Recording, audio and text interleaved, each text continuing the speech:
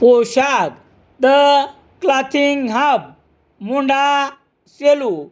पोशाख मुंढा सेलू. गुणवत्तेला प्रथम प्राधान्य देणारे प्रशिक्षण केंद्र.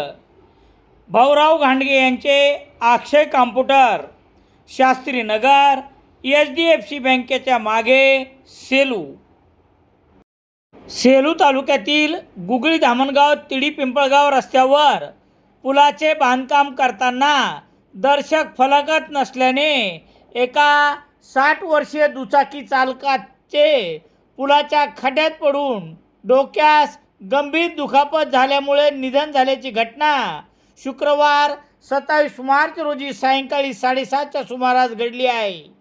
हा अपघात झाल्यानंतर निधन झालेल्या इसमाचे नातेवाईक व परिसरातील नागरिक यांनी पुलाचे अर्धवट काम करणाऱ्या आणि घटनास्थळी दर्शक फलक न लावल्यामुळे या गुत्तेदारावर खुनाचा गुन्हा दाखल करण्याची मागणी करत आहेत.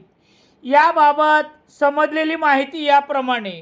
विठ्ठल कोंडीबा भागवत, वय 60 वर्ष, राहणार तिडी पिंपळगाव, तालुका सेलू, हल्ली मुक्काम माजलगाव, हे गुगळी धामणगाव येथून गावाकडे तिडी पिंपळगाव येथे दुचाकीने जात होते. वाटेत असणाऱ्या एका अर्धवट काम केलेल्या पुलावरून जाताना दर्शक फलकच नसल्याने दुचाकीवरून विठ्ठल भागवत थेट खड्ड्यात पडले. डोक्याला गंभीर दुखापत झाल्याने त्यांचे जागीच निधन झाले.